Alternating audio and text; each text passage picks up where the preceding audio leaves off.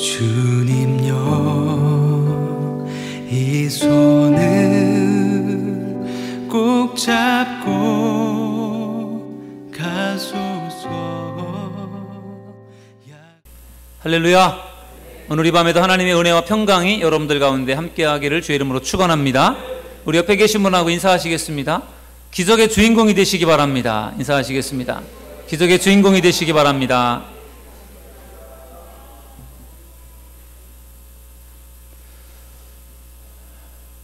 지난 월요일에 친한 목사님들하고 같이 연평해전이라는 영화를 봤습니다. 2002년도 연평해전에서 우리 북한 경비정이 우리나라 참수리 357호 경비정을 선제 공격함으로 말미암아 6명의 우리 해군이 전사하고 18명이 부상당했던 그러한 실제 사건을 영화로 만든 그러한 정말 눈물이 찡한 그러한 영화였습니다. 참수리 이 357호의 정장, 그러니까 그 배의 대장이었던 윤영아 대위, 그리고 대원들이 한 30여 명의 대원들이 정말 가족같이 지내면서 연평도 그 해안 경비를 맡고 있었습니다. 2002년도에 월드컵, 한일 월드컵이 한참 진행되어지고 있을 때, 더군다나 우리나라와 터키와 3, 4위전이 있던 그날 아침에 북한 경비정이 우리나라 경비정을 공격했습니다. 정말 기습적으로 공격했습니다. 가까이 근거리에 접근했지만 늘상 그렇게 접근하는 그러한 북한 경비정이었고 우리였기 때문에 설마 공격하겠느냐 그런 생각을 했습니다. 전혀 공격하리라고 하는 생각을 하지 못했습니다. 그러나 북한 경비정은 아주 공격할 작정을 하고 오랫동안 준비한 그러한 계획을 이제 실천으로 옮겼던 것입니다. 그래서 난데없이 포를 쏘아대고 총을 발사하면서요, 순식간에 우리나라 그 357호 참수리정이 아수라장이 되어버리고 말았습니다. 그래서 윤영아 대위 또 순직하고 또 조타수라고 하나요? 선임하사도 순직을 하고 또 여러 병사들도 순직하는 그러한 놀라운 그러한 좀 끔찍한 사건이 벌어지고 말았습니다. 저는 그 영화를 보면서 참 전쟁이라는 것이 무섭구나. 정말 국지적인 전쟁이었지만 정말 전쟁이 너무나 무섭구나 그런 생각이 들었어요. 포에 맞으면서 또 총에 맞으면서요, 막 팔이 떨어져 나가고 또 다리가 떨어져 나가고 또 이 배가 터져서 막 창자가 나오고 막 이런 피가 막 흘러내리고 이런 비참한 상황들을 보니까 정말 너무너무 이게 무섭더라고요. 비참하더라고요. 우리나라 경비정도요, 다 무장을 하고 있었습니다. 무장을 하고 있었는데 이 북한 경비정이 난데없이 기습적으로 공격을 하니까 거기에 그냥 꼼짝없이 당했던 겁니다.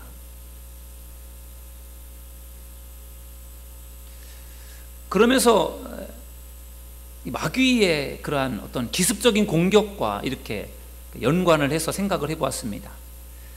북한의 경비정이 우리나라 경비정을 정말 아무런 대비하지 않고 있었던 우리 경비정을 향해서 포를 쏘고 총을 쏘아서 정말 우리 참수리 357호가 침몰을 했습니다. 그 정도로 포를 맞고 총을 많이 맞았어요. 나름대로 거기에 또 기습에 대항해서 우리도 싸웠지만 역부족이었습니다. 이미 싸움이 기울어 있었고 또 이미 많은 피해를 입고 있었던 상황이기 때문에 우리나라 경비정이 큰 피해를 보게 된 것입니다. 마귀가 우리를 공격할 때 마귀는 우리의 약점을 너무나 잘 알고 있습니다. 그래서 우리가 어디가 약한지를 잘 알고 있기 때문에 마귀는 우리의 약점을 공격합니다.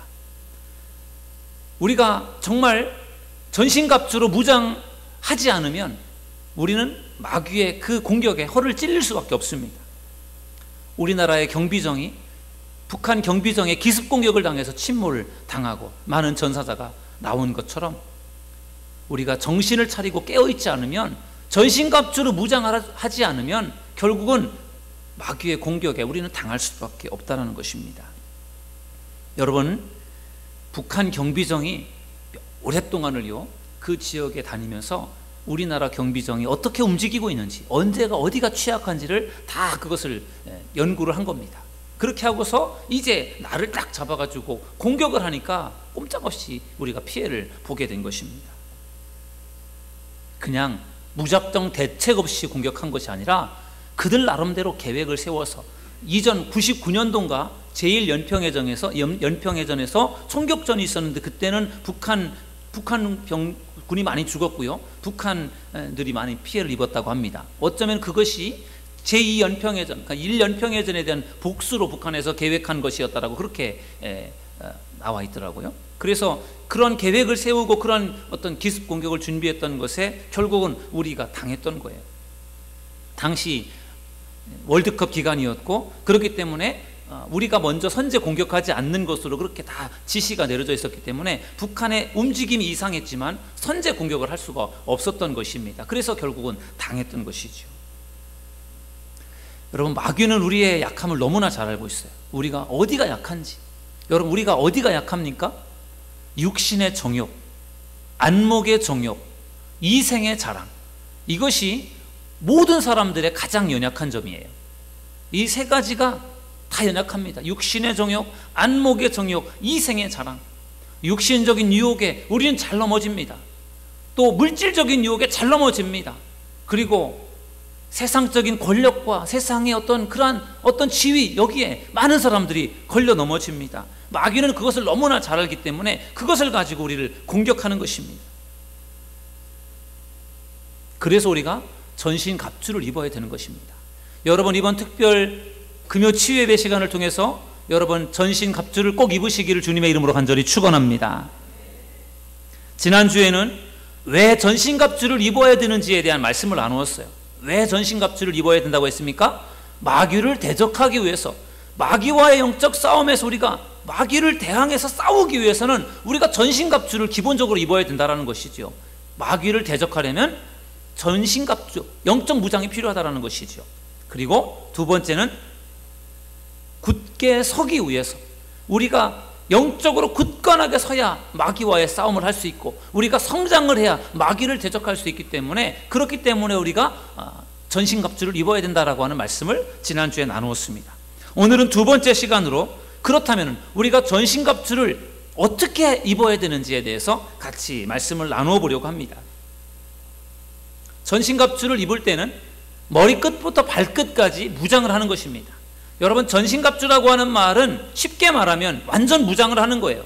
군인이 싸움터에 나가서 로마 병정, 여러분 사진에 나와 있는 그 로마 군인의 그 무장한 모습을 보시면 되겠습니다.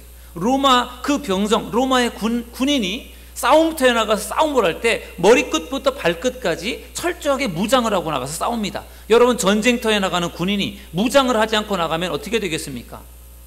쉽게 다치고 쉽게 피해를 당할 수 있어요. 그렇기 때문에 철저하게 무장을 하고 나가야만 전쟁에서 이길 수가 있는 것이고요, 전쟁에서 나름대로 싸움을 할 수가 있는 것입니다. 사도 바울은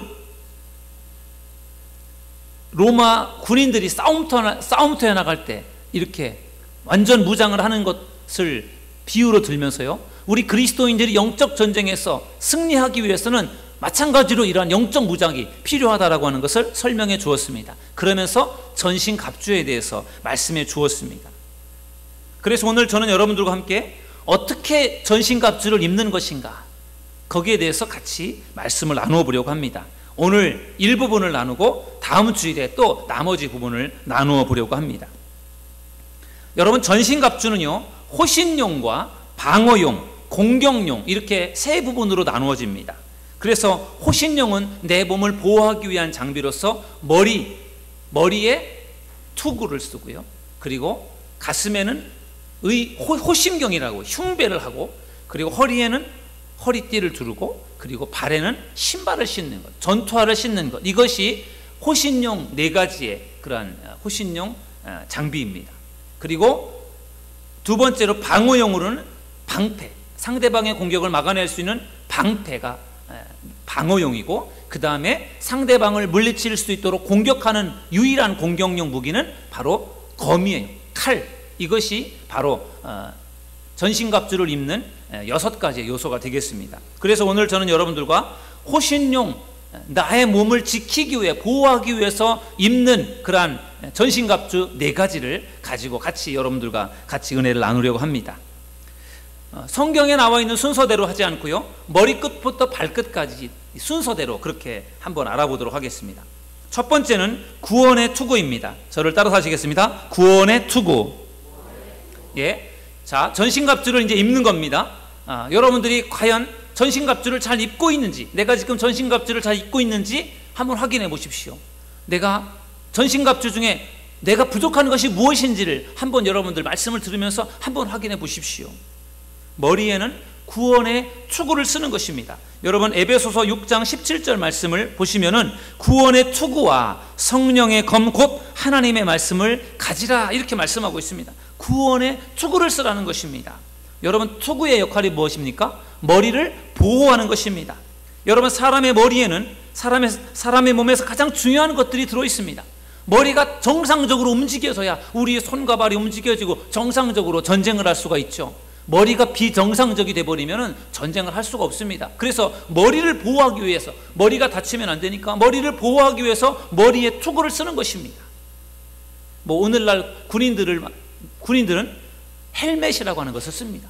화이바라고 하나요? 머리에 헬멧을 씁니다. 그렇게 해서 그것으로 나의 중요한 머리를 보호하는 것입니다. 그런데 오늘 에베소서 6장을 보니까 그 투구를 영적으로 어떻게 풀었는가 하면 구원의 투구라고 그렇게 설명했습니다. 구원의 투구. 저를 다시 한번 따라서 하시겠습니다. 구원의 투구. 여러분, 우리의 머리를 보호하는 아주 중요한 그러한 역할을 하는 것이 바로 구원의 투구라는 것입니다. 우리가 영적으로 무장을 할 때 먼저 머리에 써야 될 것이 무엇이라고요? 구원의 투구입니다. 구원의 투구라고 하는 것은 영적으로 구원의 확신을 갖는 것입니다. 여러분이 구원의 확신을 가진 사람도 있을 것이고 구원의 확신을 아직 하지 못하는 사람도 있을 것입니다. 구원의 확신이라는 것이 무엇입니까? 내가 예수님을 믿음으로 말미암아 내가 구원받은 하나님의 자녀다, 내가 구원받았다라고 하는 것을 믿는 것, 그게 바로 구원의 확신입니다. 여러분들은 과연 구원을 확신하십니까? 아멘? 구원을 확신하는 사람은 내가 구원의 투구를 쓰고 있는 거예요. 아직 구원의 확신이 없는 사람은 머리에 투구를 쓰고 있지 않은 것입니다. 머리에 투구를 쓰고 있는 사람은 머리를 그만큼 보호할 수 있는 것이고, 머리에 투구를 쓰지 않은 사람은 그만큼 머리가 취약한 것입니다. 그러면 구원의 확신이라고 하는 것을 어떻게 알 수 있습니까? 나는 그냥 구원받은 것 같아. 그냥 느낌이 구원받은 것 같아. 아니, 나는 오랫동안 교회를 다녔으니까, 어렸을 때부터 교회를 다녔으니까 나는 구원받은 것이 분명해. 내가 교회를 다니니까 그건 당연한 거지, 구원받은 거지.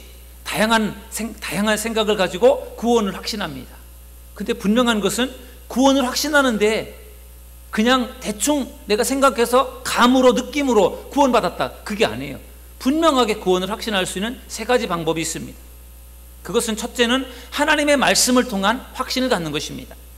요한복음 5장 23절에 이렇게 말씀합니다.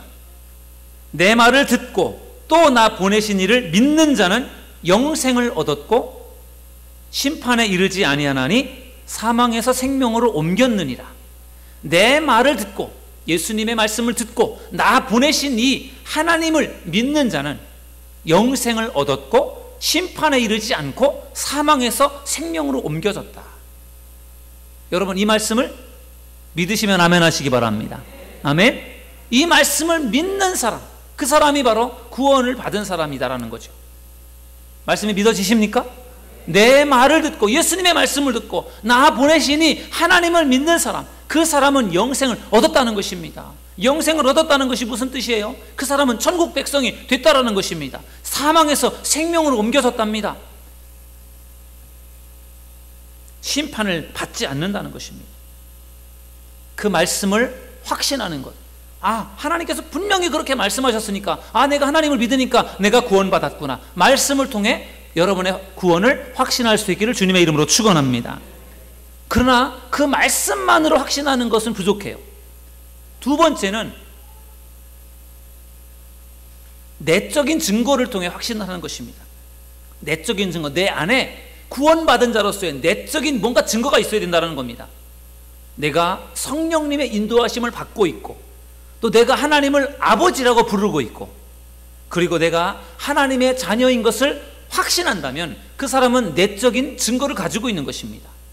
여러분 안에 내적인 증거가 있습니까? 하나님을 아버지라고 믿습니까? 하나님의 자녀인 것을 믿습니까? 성령의 인도하심을 받는 것을 믿습니까?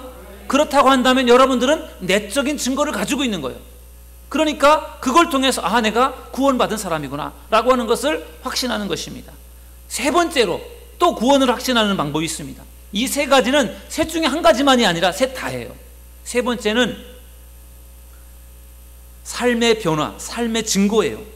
내가 구원받은 자로서의 나의 삶에 뭔가 변화된 모습이 보여져야 된다는 것입니다. 변화. 구원받은 사람은요, 성령의 인도하심을 받습니다. 구원받은 사람에게는 성령의 열매가 있어요. 사랑과 희락과 화평과 오래 참음과 자비와 양선과 온유와 충성과 절제, 이 성령의 열매, 이 열매가 나타나는 사람, 그 사람이 구원받은 사람임을 여러분들 믿으시기를 주님의 이름으로 축원합니다. 구원을 확신한다라고 하는 것이 이런 것이구나. 구원을 확신한다라는 것이 간단한 것인 줄 알았는데 사실 알고 보면 간단한 것이 아니에요. 어쩌면 또 내가 믿음의 사람이라면 또 그것이 간단한 것일 수도 있겠죠. 하나님 말씀을 확신하는 것이고, 내 안에 내적인 증거가 있어야 되는 것이고, 내 삶에 뭔가 변화가 있어질 때 그걸 통해서 내가 구원받았구나, 그것을 확신하게 되는 것입니다. 여러분의 머리에 분명한 구원을 확신하시고 구원의 투구를 쓰시는 우리 믿음의 성도님들이 되시기를 주님의 이름으로 축원합니다. 그것이 우리가 머리를 무장하는 것입니다. 성령의 전신갑주, 첫 번째 머리에 구원의 투구를 쓰는 것입니다. 그것은 구원을 확신하는 것이에요. 두 번째는 머리에서 내려와서 그 다음에는 가슴이죠. 가슴에 호심경입니다. 의의 호심경. 저를 따라서 하시겠습니다. 의의 호심경.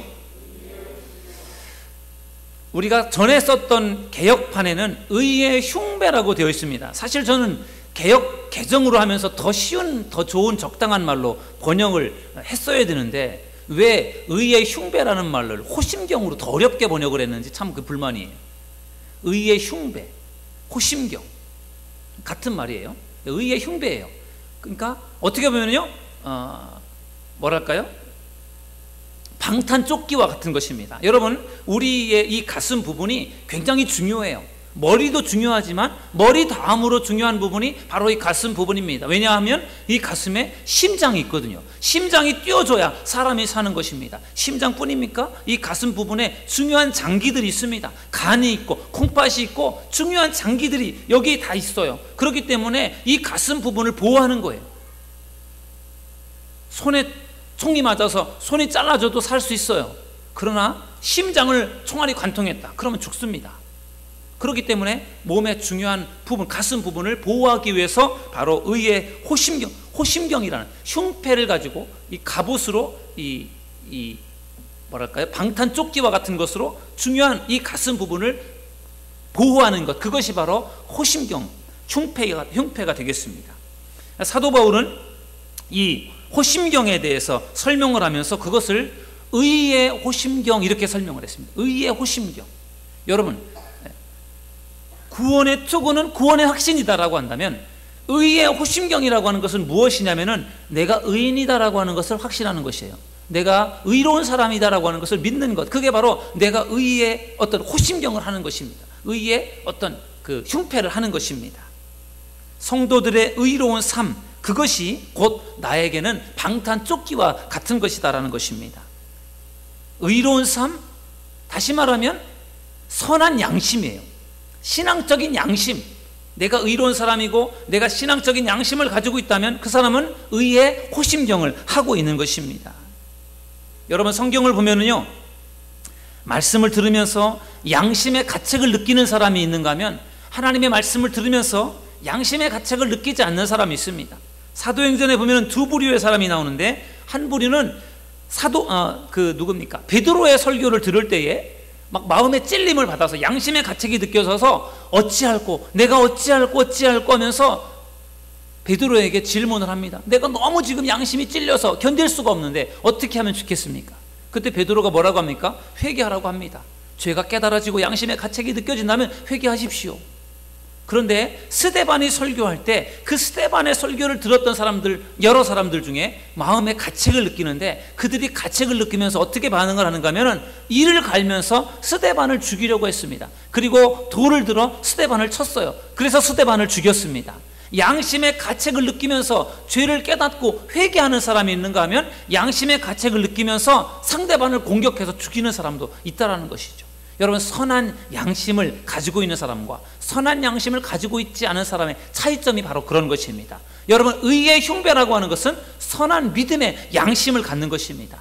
여러분, 선한 믿음의 양심을 갖는 믿음의 성도님들이 되시기를 주님의 이름으로 간절히 축원합니다. 그것이 우리가 의의 호심경, 의의 흉패를 두르는 것입니다. 머리에는 구원의 투고, 구원을 확신하는 그러한 믿음을 가졌다면 우리 가슴에는 의의 호심경을 하는 것입니다. 내가 의로운 사람이다라고 하는 확신과 함께 신앙의 선한 양심을 갖는 것, 그것이 바로 내 가슴을 보호하는 그러한 중요한 역할을 하는 것입니다. 세 번째는 허리로 내려와서 무엇입니까?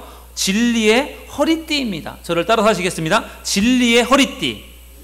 머리에는 투구인데 그냥 투구가 아니라 구원의 투구, 그리고 흉배를 했는데 그것은 그냥 흉배가 아니라 의의 흉배, 그리고 세 번째는 허리띠를 했는데 그것이 그냥 허리띠가 아니라 진리의 허리띠라고 그렇게 설명을 하고 있습니다. 에베소서 6장 14절에 보면은 그런즉 서서 진리로 너희 허리띠를 띠고 이렇게 말씀하고 있습니다. 여러분, 허리띠의 역할이 무엇입니까? 허리띠? 내 옷을 허리띠로 딱 졸라매야 내가 민첩하게 신속하게 움직일 수가 있습니다.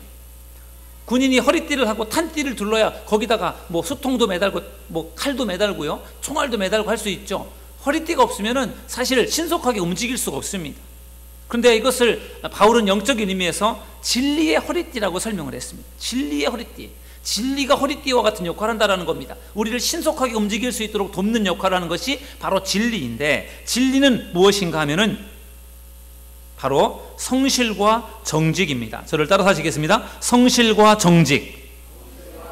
뭐 진리를 여러 가지로 설명을 할 수 있어요. 그런데 제가 여러 개의 주석책을 봤어요. 진리를 어떻게 설명하고 있는지 여러 개의 책을 봤는데 그 진리가 뭐 여러 가지로 이렇게 신학자들에 따라서 여러 가지 다양한 설명을 했는데, 제가 보기에는 아마도 이 성실과 정직이 가장 이렇게 설득력이 있는 것 같습니다. 그래서 이 사도 바울이 이러한 그 설명을 진리의 허리띠라고 하는 표현을 한 것을 보면은 이사야 11장 5절 말씀에 영향을 받은 것 같습니다.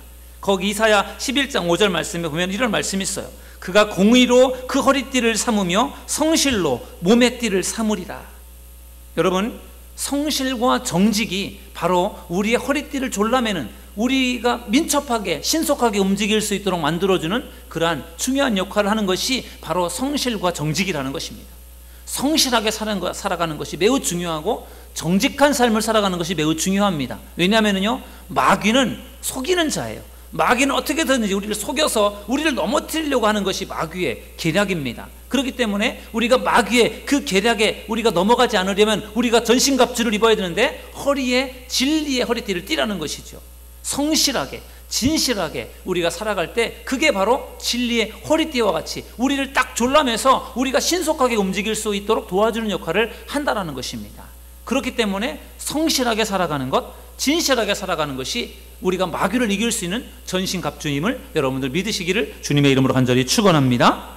마지막 네 번째는 이제 허리에서 발로 내려와서 발입니다. 발에는 뭐라고 설명을 했는가 하면 평안의 복음의 신발이라고 설명을 했습니다. 저를 따라서 하시겠습니다. 평안의 복음의 신발. 머리에는 구원의 투구, 확신, 그리고 가슴에는 의의 흉배, 의의 호심경, 흉배, 의로움, 허리에는 진리의 허리띠, 성실과 진실함, 그리고 발에는 평안의 복음의 신발. 발에는 평안함이에요. 여러분, 하나님이 주시는 마음은 평안함임을 여러분들 믿으시길 바랍니다. 마귀는 우리에게 평안함을 주지 않습니다. 마귀가 주는 마음은 무엇입니까? 두려움, 의심, 염려, 걱정 이런 것들이 마귀가 주는 마음이에요.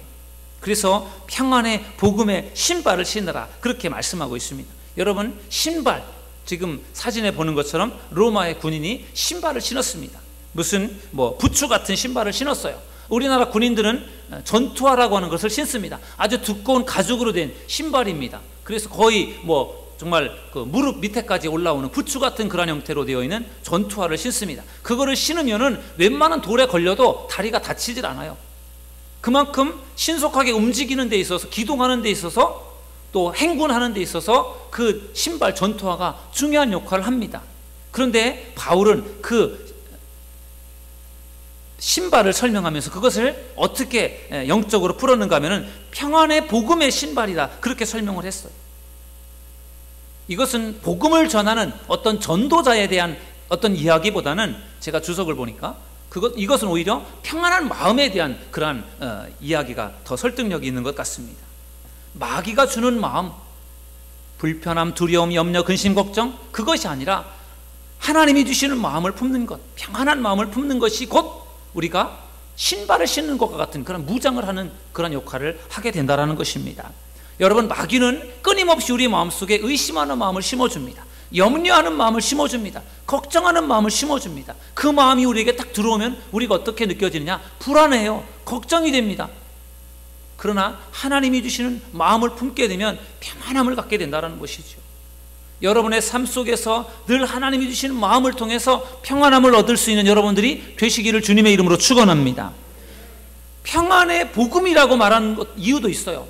복음이 우리의 마음을 평안하게 만든다는 거죠. 하나님께서 주시는 그 마음, 하나님의 말씀을 통해서 우리의 마음속에 들어오는 그 말씀이 우리를 평안함으로 이끌어 간다는 것이지요. 그러니까 우리가 하나님의 말씀을 들으면서, 복음을 들으면서 우리 마음속에 평안함을 갖는 것이지요. 예수님께서 부활하신 다음에 제자들에게 나타나셔서 예수님께서 말씀하셨습니다. 너희에게 평강이 있을지어다, 평화가 있을지어다. 예수님께서 그렇게 말씀하신 거예요. 왜? 제자들이 예수님께서 돌아가시고 나서 불안한 마음으로 가득했습니다. 그때 예수님께서 그들에게 주시고자 하셨던 말씀이 바로 평강, 평화로운 마음이 너에게 있기를 원한다 그렇게 말씀해 주셨습니다. 여러분 내가 평안한 마음을 품는다라고 하는 것, 그것이 곧 여러분 영적인 무장, 전신갑주를 입는 것임을 여러분들 믿으시기를 주님의 이름으로 간절히 축원합니다. 자, 오늘 전신갑주 4가지를 오늘 같이 말씀을 나눴습니다. 머리에는 구원의 투고, 구원을 확신하는 것입니다. 그리고 가슴에는 의의 호심경, 내가 의로운 사람이고 그리고 선한 양심을 품었다라고 하는 것을 확신하는 것이죠. 허리에는 진리의 허리띠, 내가 성실과 진실함으로 내가 살고 있다라고 하는 것을 확신할 때 그게 곧 허리에 진리의 허리띠를 띠는 것이고요. 발에 복음의 신발을 신었다라고 하는 것은 내가 마음속에 평안함을 품고 살아가는 것임을 여러분들 믿으셔서 오늘 이 밤에 여러분들 자신을 한번 돌아보십시오. 내가 정말 머리에 구원의 투구를 내가 제대로 쓰고 있는지, 내가 의의 흉배로, 내가 의의 호심경으로 내가 중요한 이 가슴 부분을 내가 잘 방어하고 있는지, 내가 진리의 허리띠로 내가 허리띠를 동이고 있는지, 내가 정말 평안의 복음의 신발을 내가 잘 신고 있는지, 내게 부족한 것이 있다면 무엇인지 여러분의 영적인 상태를 돌아보시고 점검하셔서 여러분의 부족한 것들을 채우기 위해 기도하시고, 여러분이 오늘 말씀 붙들고 기도하시면서 더욱더 성령의 전신갑주를 입으셔서 악한 마귀와의 싸움에서 승리할 수 있는 우리 모든 성도님들 되시기를 주님의 이름으로 축원합니다. 기도하겠습니다.